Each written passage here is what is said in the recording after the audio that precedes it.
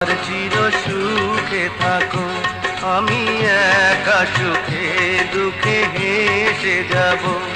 বকুলের মতো ঝরিয়া মরো না, তুমি বন্ধু আমার চির সুখে থাকো।